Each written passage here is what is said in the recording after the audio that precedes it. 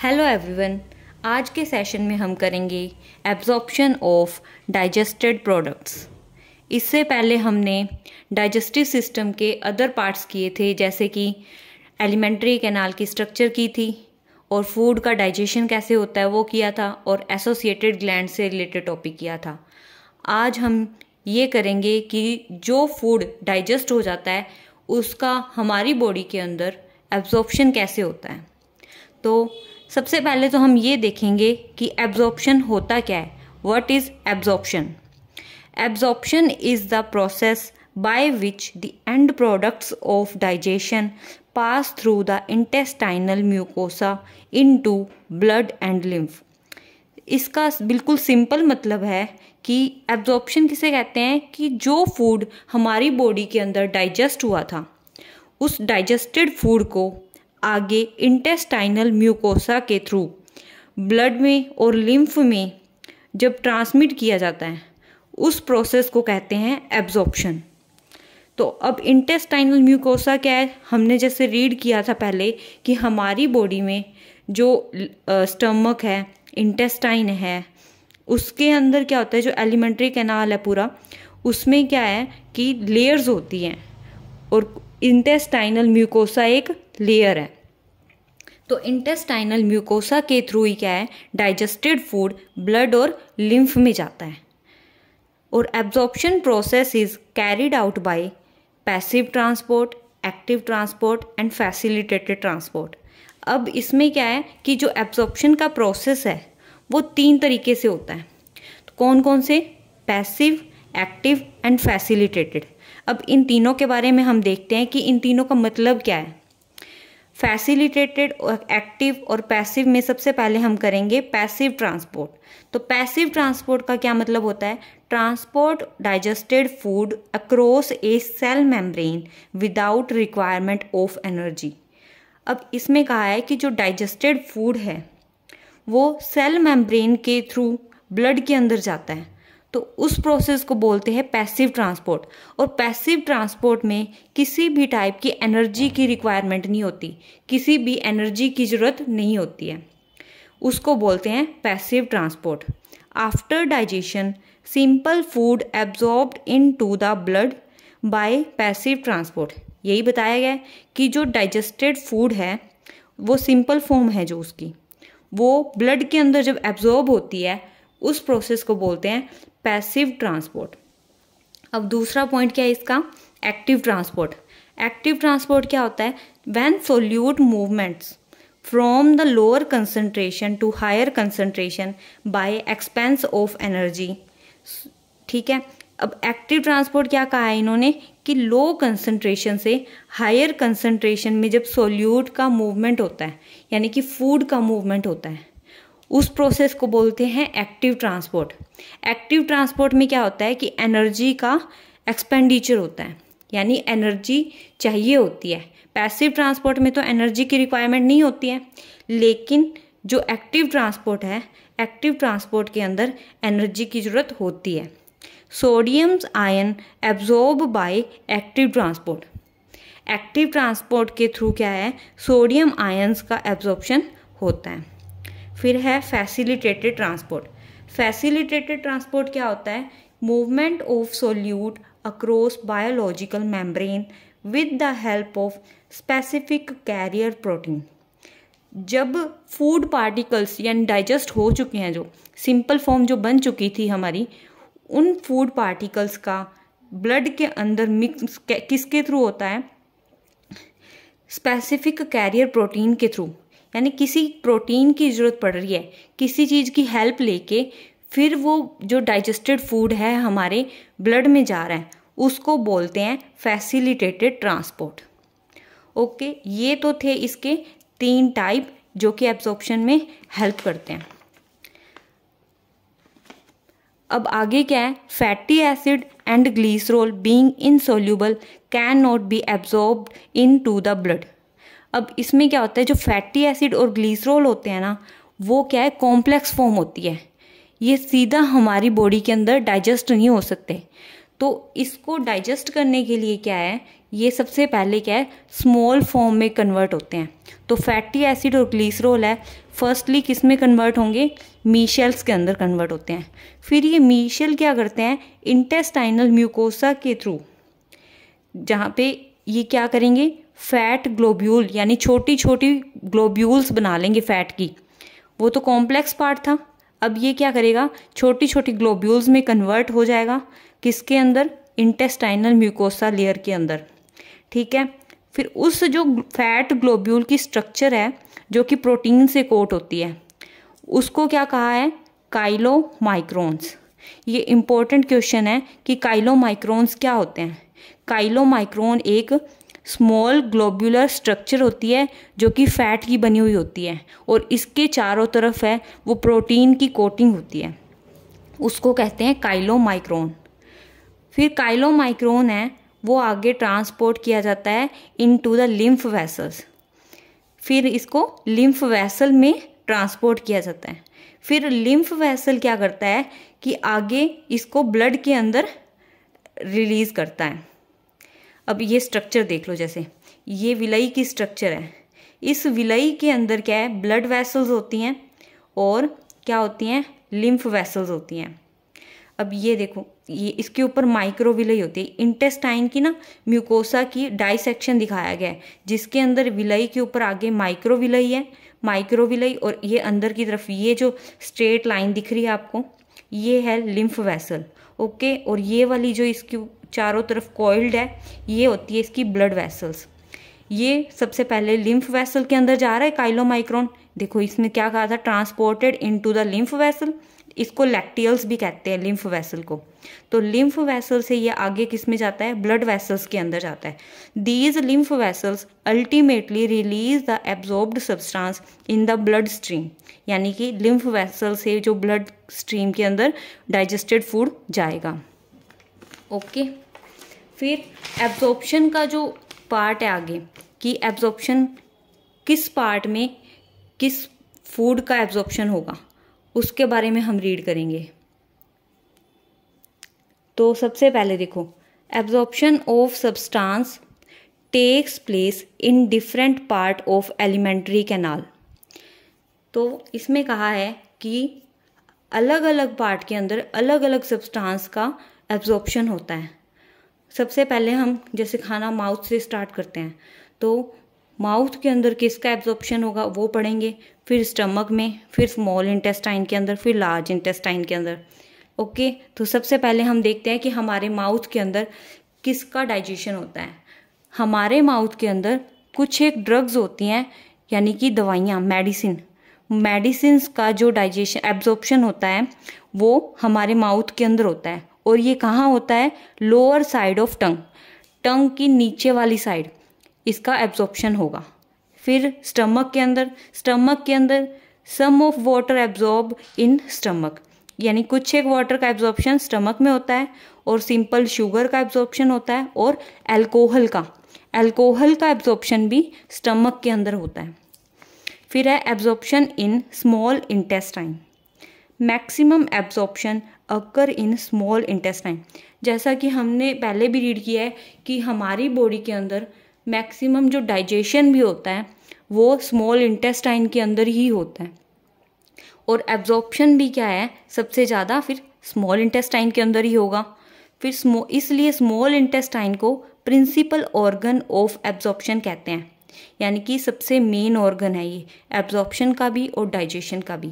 अब small intestine के अंदर किस किस का डाइजेशन होता है और एब्जॉर्प्शन होता है।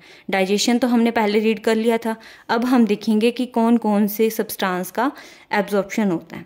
तो कौन कौन से का हो रहा है, glucose, fructose, fatty acid, glycerol और अमीनो एसिड। ये सारे सब्सटेंस है जो कि हमारे स्मॉल इंटेस्टाइन के अंदर एब्जॉर्ब होते हैं। All are absorb through the mucosa into blood stream and lymph. अब इन्होंने कहा है कि ये जो सारे सब्सटेंस हैं ये सारे एब्जॉर्ब किसके थ्रू होते हैं, म्यूकोसा लेयर के थ्रू। म्यूकोसा लेयर इंटेस्टाइन की म्यूकोसा लेयर के थ्रू एब्जॉर्ब होते हैं। किसके अंदर एब्जॉर्ब होंगे, ब्लड के अंदर और लिम्फ के अंदर। क्योंकि जो डाइजेस्टेड फूड है वो एब्जॉर्ब कहाँ पर जाके होता है, हमारे ब्लड और लिम्फ के अंदर ही होता है। अब स्मॉल इंटेस्टाइन के बाद आता है लार्ज इंटेस्टाइन। लार्ज इंटेस्टाइन के अंदर वाटर का एब्जॉर्प्शन सबसे इम्पोर्टेंट क्वेश्चन है कि अगर कहीं पूछा जाए ना कि वाटर का एब्जॉर्प्शन किस में होता है, तो हम लिखेंगे कि वाटर का एब्जॉर्प्शन है वो लार्ज इंटेस्टाइन के अंदर होता है। वैसे तो हमने रीड किया था कि स्टमक के अंदर भी होता है, लेकिन सबसे ज़्यादा एब्जॉर्प्शन कहाँ पर होता है वाटर का, वो लार्ज इंटेस्टाइन के अंदर होता है, इसलिए इसको प्रायोरिटी ज़्यादा दी जाती है। और कुछ एक मिनरल्स का और सम ड्रग्स का यानी सम ऑफ मेडिसिन का जो एब्जॉर्प्शन है वो भी लार्ज इंटेस्टाइन के अंदर ही होता है। अब हम कुछ फूड के नेम पढ़ेंगे। वैसे तो ये हमने डाइजेशन में पढ़ लिया था कि जब फूड का डाइजेशन होता है उसके अंदर भी रीड किया था, लेकिन ये इम्पोर्टेंट क्वेश्चन है, 1 मार्क में, MCQ में ये ज़्यादातर पूछ लिया जाता है, तो इसलिए हम इसको दोबारा रीड कर रहे हैं कि ये आपको अच्छे से याद हो जाए। तो सबसे पहले है कि बोलस, ये एक फूड का नेम है। ये बोलस जो फूड की स्ट्रक्चर है वो किसके अंदर बनती है, ये हमारी बक्कल कैविटी के अंदर बनती है।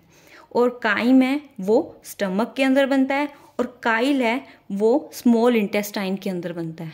ओके, फिर उसके बाद जब एब्जॉर्प्शन हो जाता है हमारी बॉडी के अंदर, तो एब्जॉर्प्शन होने के बाद में असिमिलेशन का प्रोसेस होता है। अब असिमिलेशन क्या होता है, असिमिलेशन क्या होता है कि जब हम खाना खाते हैं, खाना खाने के बाद में उसका डाइजेशन होता है। डाइजेशन होने के बाद में हमने रीड किया उसका एब्जॉर्प्शन हो रहा है, यानी वो हमारे ब्लड में जा रहा है। ब्लड में जाने के बाद क्या है कि जो वो खाना है, सिंपल फॉर्म जो बन चुकी है खाने की, वो हमारी सेल्स के अंदर जाता है, और सेल्स के थ्रू क्या है उस खाने का यूज़ करके एनर्जी को प्रोड्यूस किया जाता है, जिससे कि हम हमारी फिजिकल एक्टिविटीज़ कर सकते हैं। तो इस प्रोसेस को, एनर्जी को प्रोड्यूस करने के प्रोसेस को असिमिलेशन कहते हैं। अब रीड करके देखते हैं कि फूड पहले ब्लड में जाएगा, ब्लड से सेल्स में जाएगा, और सेल्स से use the absorbed food for energy production is called assimilation. यानी कि एनर्जी प्रोडक्शन के प्रोसेस को ही असिमिलेशन कहते हैं। फिर असिमिलेशन के बाद होता है इजेशन। इजेशन क्या होता है, अब खाना जो हमने खाना था खा लिया, जिसका डाइजेशन होना था डाइजेशन हो गया, एब्जॉर्प्शन होना था एब्जॉर्ब भी हो गया, असिमिलेट होना था असिमिलेट भी हो गया। उसके बाद में जो अनडाइजेस्टेड फूड हमारी बॉडी के अंदर बच जाता है, यानी कि जो डाइजेस्ट नहीं हो पाया है, तो वो हमारी बॉडी से बाहर निकल जाता है। तो उस अनडाइजेस्टेड फूड के रिमूव होने को ही इजेशन कहा जाता है। क्या इसकी डेफिनेशन क्या बन रही है कि removal of undigested food is called egestion. अब इसमें कहा है कि जो ये फिकस यानी अनडाइजेस्टेड फूड को हम क्या बोलते होते हैं, फिकस भी बोलते हैं। तो फिकस है वो हमने उसके एलिमेंट्री कैनाल की स्ट्रक्चर की थी और जो डाइजेशन किया था उसके अंदर हमने पढ़ा था ना कि जो लार्ज इंटेस्टाइन का रेक्टम पार्ट होता है, उस रेक्टम पार्ट के अंदर जो ये फिकस है वो स्टोर रहता है। फिर ये जो फिकस है रेक्टम के अंदर है, तो ये क्या है, अब बाहर जाने के लिए ये प्रोसेस शुरू होगा। अब ये प्रोसेस शुरू कैसे होता है, ये न्यूरल रिफ्लेक्स एक्शन के थ्रू स्टार्ट होता है। फिकस इन रेक्टम इनिशिएट ए न्यूरल रिफ्लेक्स, यानी कि न्यूरल रिफ्लेक्स होएगा विच कोजिंग एन अर्ज और डिज़ायर फॉर इट्स रिमूवल। यानी कि ये न्यूरल रिफ्लेक्स जब हमारी बॉडी में बनता है, यानी कि हमारी बॉडी को ये साइन देता है कि हाँ अब इसको इजेक्ट करने का टाइम हो गया, तो इसके बाद में ये हमारी बॉडी को बताता है कि फिकस को बाहर निकालना है। तो इस प्रोसेस को बोला जाता है इजेक्शन। ये किसके थ्रू हो रहा है, न्यूरल रिफ्लेक्स के थ्रू हो रहा है। और ये जो इजेक्शन का प्रोसेस है, ठीक है, ये किसके थ्रू होता है, एनल ओपनिंग के थ्रू। यानी कि जो फिकल मैटर है वो हमारी बॉडी से बाहर किससे निकलता है, एनल के थ्रू निकलता है। यानी कि जो हमने पढ़ा था ना एलिमेंट्री कैनाल है हमारी, उसका जो लास्ट ऑर्गन होता है, ये देखो सबसे पहले तो क्या था, माउथ कैविटी, फिर फेरिंग्स था, फेरिंग्स के बाद ईसोफेगस था, ईसोफेगस के बाद में स्टमक आ रहा था, स्टमक के बाद में क्या आ रहा है, पैनक्रियाज है इधर, और फिर इंटेस्टाइन थी। इंटेस्टाइन के बाद में लास्ट में जो पार्ट था वो था एनस। अब ये जो एनस पार्ट होता है ना, इसके थ्रू ही फीकल मैटर है वो बाहर निकलता है हमारी बॉडी से। Okay, it is N voluntary process carried out by peristaltic movement. ये जो इजेशन का प्रोसेस है वो क्या है, वॉलंटरी प्रोसेस है।